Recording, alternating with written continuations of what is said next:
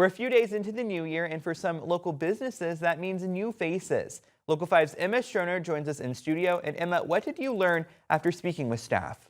Well, Alex, you'll see beside me that Statista says in the U.S., the #1 New Year's resolution for 2026 is to exercise more, and #3 is to eat healthier. Local 5 spoke with a personal trainer and a manager at a health-focused restaurant, and it's safe to say Iowa is no exception from these goals. You've probably heard it many times. New year, new you. But data shows people are really putting that phrase to the test in 2026. 3 out of the top 5 resolutions set for 2026 focus on getting physically healthier. And Des Moines has no shortage of places aiming to help people reach those goals. They want to be more healthy. Statista says the #3 resolution in the U.S. this year is to eat healthier. For Protein House in Urbandale, a restaurant that prioritizes clean eating, that means quite the spike in customers. We see an increase like 30% more than December. Manager Monse Perales says recently customers are coming in with goals to improve their diet to feel better on the inside, not to look better on the outside. It's not just about I'm doing a diet. No, it's about to take care about what they are eating now. Anyone who wants to get healthier in 2026 knows that what you eat is just half of the process. The numbers show exercising more is America's top goal for this year, keeping local gyms busy. We'll add, a couple hundred memberships throughout. Some people do start earlier, some come in the middle of January. However, the numbers also show that nearly 90% of people will give up on their resolutions within the first 2 weeks of January. Lifetime personal trainer Nick Fay says there are ways to avoid falling short. Listen to how your body's feeling, listen to how that routine is going, and probably try to be a little bit adaptable as you're going, where maybe you signed up for way too much or you're adding way too much, so taper it down. Taper it down, something Perales recommends too. Step by step. Don't do it in the change in just in one day, because the things are growing up 1% per day and you can see the change. So whether you want to add more green to your plate or more plates to your bar, take it slow, be specific, and be realistic. In Des Moines, Emma Stroner, Local 5 News. If you love basketball, you may know the name Shane Hennon. Basketball has been the Minnesota native's passion for years, but to begin 2026, he's training the best right here in town and growing a platform that's gone beyond the U.S. 3. One more. Since 4th grade, ball has been live for Shane Hennon, even after his playing days wrapped up at Morningside. Dude, it's fire. Just having a family member like my dad and my uncles that were coaches kind of affected that and made me kind of want to get into it as well. Coaching and training at camps has followed not just here in Des Moines, Got to get past the three-point line and then find a way to get back out. but also around the nation. After you meet some of these kids and you meet their families and you see kids start to improve, if you get any more dribbles, just cross, step, and we'll pull. It's a little bit of an addicting thing. You start to see progress. Along with that, though, Hey, Johnson, Johnson, you got to move the ball, man. I told you 10 times now. Hennon's a part of your doom scroll, known on social media as Hennon Workouts. Hey, y'all mind if my little brother hops in with us? What? No. Your little brother? No. Dad. Yeah. What's up, buddy? I made the team. Let's go. That's awesome, buddy. Hey, I knew you'd make it. Posting 1.2 million followers on TikTok and over 750,000 on Instagram. If I give helpful tips, if I give shout outs, I'm starting to get new people in the gym. I'm starting to get invited to do camps. They find my last name's Hennon. They're like, Shane Hennon? And I'm like, yes, I do. That's my son. They look at me. Are you kidding me? That's how much these young kids in basketball, it just spreads. Hennon's impact has spread beyond country lines. Bring a middle. Good. Starting with the Stars of Tomorrow in Central Iowa. All the people that look up to him and just being able to know, I can work with this guy and he's making me better. It's a really cool relationship that we have. Training and content creation has become a business. Hey, fellas, come on now. We got to play a lot harder than that. Let's go. But hailing from small town Minnesota, You got to move the ball, man. I told you 10 times. Good. makes his impact on social media shine Flip your feet, drop through, going to the right. even brighter. I literally grew up in a town of like 300 people. Nice, good feet. So when they point at me thinking like I'm some dude, it's motivating because I know they're watching. I'm waiting on that. When's that gonna happen in a game? And I know one of the posts affected them in some sort of way That to me is really cool. The comments, the DMs, the emails from parents is all great too. So. Nice. 2. You can follow Shane on socials at Hennon_workouts for camps and drills.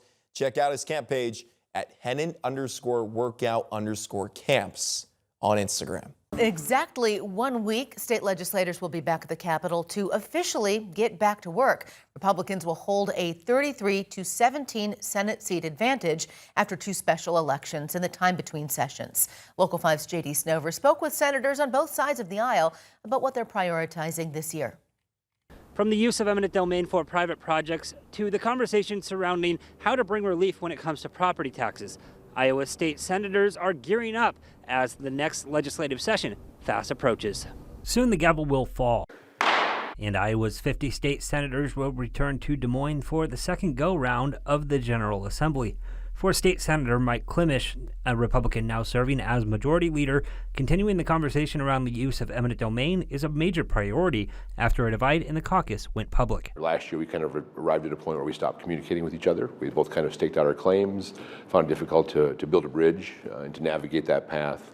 I think the approach I'm looking at taking this year in my conversations with caucus members has been very well received. Klimisch says whatever the solution is, it needs to address all pipeline projects, not just the ones currently proposed. It's also an issue on Democrats' minds across the aisle. It's an issue that many Iowans care about deeply. We're talking to everybody right now. I'm having lots of meetings to try and understand where all our different partners stand. That's Minority Leader Janice Weiner. Overall, her caucus has one main goal. We are really 100% focused on affordability for Iowans. One major player in that conversation, property taxes. Our view is that whatever the solution is, it must be transparent, it must be simpler, and it must actually give relief to the people who need it the most. Is there any framework of a solution at this point or anything that you would like to see when it comes to that reform, or is it really just about the conversation? It's about the conversation, I think. I think, for one camp to stake a flag out right now and say this is the only solution, kind of sells the process short. Now, I asked Senator Klimisch what his thoughts were on having an outgoing governor, and he says there's no reason to believe at this point that this session will be any different than years past. At the Iowa State Capitol, I'm J.D. Snover, Local 5 News. Some Valley Junction residents are pushing back against a proposal to build modern apartments in the historic neighborhood. But as Local 5's Alex Fulton found out, it's still a long ways away from becoming reality. Just the other day, I was driving through Valley Junction when I stumbled upon tons of signs just like this one. It made me wonder, what apartments on 4th? And what's this all about? It all started in 2022 with the introduction of a transition zone in Valley Junction's master plan. The idea is they will potentially include single-family and low-density housing like apartments. Councilman Kevin Trevelyan, who represents Valley Junction, told Local 5 the council heard a proposal to create this zoning code at a workshop meeting on December 15th. It would allow 3 rental homes on 4th Street to be torn down and replaced with a 12-unit apartment complex. With council approval, city staff will further explore the idea of transition zones and later present a report. This one apartment building would signify the death of the neighborhood. Longtime residents of Valley Junction fear a new complex could increase crime. Crime has never been something that was really a concern, but I think the more multi-family dwellings we get in down here, there's going to be more. A potential decrease in property value is also top of mind. I think overall the effects will be for the residents around or near them would be a decrease in their property value slightly. So that's my concern. Councilman Trevelyan is with the residents. In a statement, he said, "The fact that these are our most affordable houses in Valley Junction, I don't know why you would change that to replace them. Apartment complexes do not belong in a historic neighborhood." Councilman Trevelyan says it's unclear when the draft rezoning proposal will be presented to the council. In West Des Moines, Alex Fulton, Local 5 News. Another public official is stepping down in Mitchellville. Public Works Superintendent Chris Pruitt is leaving his role. This comes after the entire police department and half the city council resigned within the past week. That forced the cancellation of a scheduled city council meeting last night. Local 5's J.D. Snover went to Mitchellville today to see how the community is coping. Residents in Mitchellville say they've been feeling a sense of turmoil since the entire police department resigned within recent weeks. It's just been chaos, chaos, chaos. Jerry Butler's lived in Mitchellville for more than 4 decades. I moved here in 1980 BC, and that stands for before Casey's. But even with that history, he says he's never seen anything like this. 2 of the 4 city council members have resigned, and the police department now sits empty. I don't know what they're going to do. On Tuesday, Public Works Superintendent Chris Pruitt added to the turmoil, announcing his resignation in a public post. He writes, quote, "Coordination between elected officials, the former city administrator, and select citizens has created a breakdown of trust, damaged morale, and hurt city operations." Former Councilwoman Piper Broadsack also cited the political climate in town, writing that she and others had faced harassment and threats, saying she could no longer serve in good faith. Longtime resident Candy Deal says social media is fueling much of the tension. The internet, Facebook specifically, has made it too easy to be behind a keyboard, don't have to face people, face to face. But despite everything, Deal says she's still choosing to have hope in her community. Mitchell's worth saving because, like any community, it's filled with people who really, when it gets down to it, they do love others, they do want to help others. For now, the Polk County Sheriff's Office confirms to Local 5 they will handle the policing, but the rest, that's still up in the air. In Mitchellville, I'm JD Snover, Local 5 News. 2025 was a historic year for Iowa State Patrol. It says troopers worked the fewest amount of deadly crashes in 100 years. We spoke with troopers at Iowa DOT about why the state saw such a dramatic drop. 2025 is in the rear view mirror, and now we're getting new data on the number of people who died in crashes on Iowa's roads. Data from the Iowa Department of Transportation shows 260 people died in crashes in 2025, the lowest number since 1925. On one side, it is a historic moment that Iowa has had such a reduction in fatalities, but we also don't want to forget those lives that were lost already. That's still 260 lives. Sergeant Alex Dinkla with Iowa State Patrol says a big factor is Iowa's hands-free law that went into effect. It prohibits drivers from using electronic devices while driving.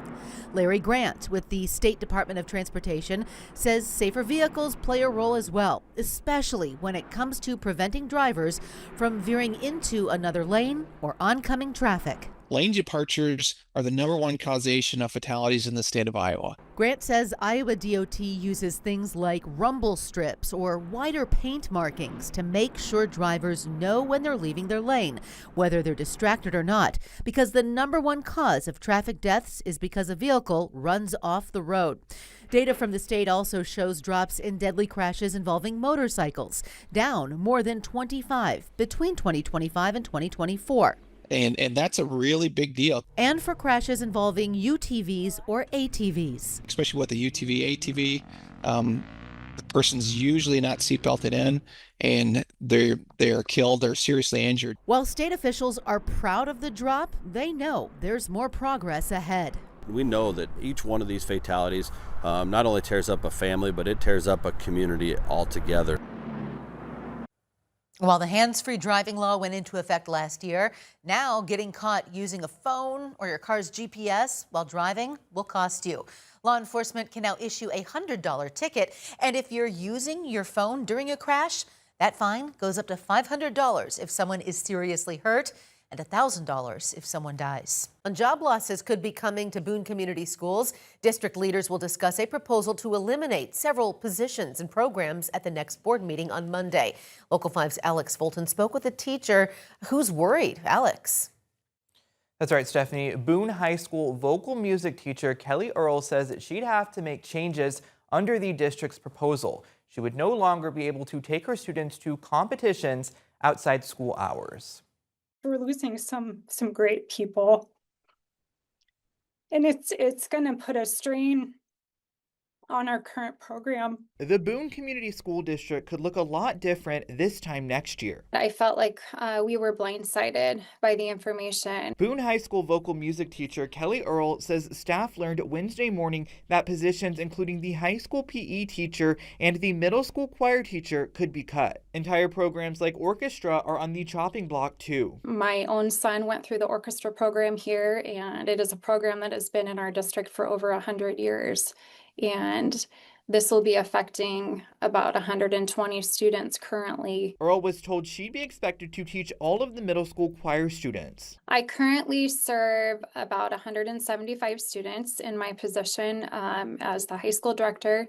I know that there are additional at least 100 students in 7th and 8th grade. So we would be pushing probably 275. In a statement to Local 5, Boone Superintendent Dr. Julie Treppa explained that the cuts are because of the budget. She said, quote, like many school districts across Iowa, Boone CSD is facing significant financial pressure due largely to the continued underfunding of public education by the state legislature. I have been in this school district for 22 years, and we've gone through lots of ups and downs, but this is probably one of the biggest downs that I've faced. Teachers potentially being let go could have a hard time finding another job. Out of all full-time teaching positions across the state, only 1.12% are open this school year. 1.75% of positions were vacant last school year. That's all according to the Iowa Department of Education. Now, Superintendent Treppa stated no final decisions have been made at this time. She went on to say that reductions will be necessary to stabilize the district's finances. Stephanie? The future of the local government in Mitchellville is still in question tonight after 2 resignations on the city council forced the cancellation of a meeting on Monday. We now know the process of holding a special election to fill the vacancies is getting underway. And as Local 5's J.D. Snover reports, this situation is uncommon, but data shows turmoil in local governments is increasing nationwide. Well, the situation here in Mitchellville specifically has reached a fairly rare point.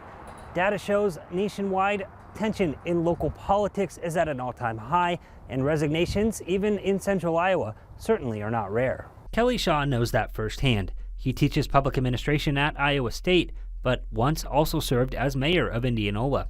He took office in 2014 and won re-election in 2017, which he now calls a, quote, weak moment. But by 2020, amid personal challenges during COVID and increasing conflict with his city council, he stepped down. My council, for better or for worse, began to pass legislation, which I had a very difficult time signing my name off on. Some of the issues that I got into, which have parallels with what's going on in Mitchellville. Shaw says the situations aren't identical, but parts of the story do feel familiar to him, including rising political polarization. And that aligns with national research. A recent report from the Bridging Divides Initiative at Princeton University found nearly 3 in 4 local officials now avoid public events due to harassment, and 62% say they limit or avoid social media, the very platform that pushed Shaw into politics in the first place. I got engaged in social media discussions and whatnot, and somebody challenged me to run, and I said, yeah, why not? And eventually played a role into his exit. Polarization that we see plays out maybe a little quicker in small towns, certainly on social media and what have you. Shaw says he still loves Indianola, and he believes the now former policymakers in Mitchellville love their town too. People don't run for office because they're power hungry, really. Particularly at the local level, they run for office because they want to do what's best for them. They love their community. In Mitchellville, I'm J.D. Snover, Local 5 News. Well, we are less than a week away from the start of the 2026 Iowa legislative session. Local 5's J.D. Snover is at the state capitol with more on what leaders on both sides of the aisle are looking to prioritize. As of Thursday afternoon, the halls of the Iowa State Capitol sit relatively quiet, with maybe a visitor or a tour passing through. But come Monday, a buzz will return as state legislators get back to work. In the Iowa House, leaders say their top priorities can really be summed up in one phrase. Property tax. That's looking at property taxes. For Republicans who maintain a supermajority, Speaker Pat Grassley says the focus is on reducing the burden for taxpayers. Year after year, they're going to know what they're going to have for a level of increase, and at the same time, local governments are going to have to adjust the way that they currently do things, look at becoming more efficient. House Democrats rolled out their own proposal earlier this week. They agree cities and counties need predictable funding, but argue lawmakers have made that difficult. The struggle that they've had up until this point is they can barely get ready for their finances a year out. It's not even a year out because of what has been done in the legislature. While both parties want more stability, their approaches differ. Republicans are asking local governments to curb spending, while Democrats are pushing a 4% cap on annual property tax increases. Another issue expected to resurface: liability protections for certain agricultural companies facing allegations their products cause cancer. The bill passed the Senate last year but stalled in the House. Grassley says it could see movement this session. We already have a lot of products that we're dependent on foreign countries for, and right now that being a product that's made in this country, that's one of the upsides, is that we have something that we actually make here in this country. Democrats say they plan to resist the measure, calling it clear-cut corporate immunity. At some point, people have to be held responsible for the damage that they're doing. From the Iowa State Capitol, I'm JD Snover, Local 5 News.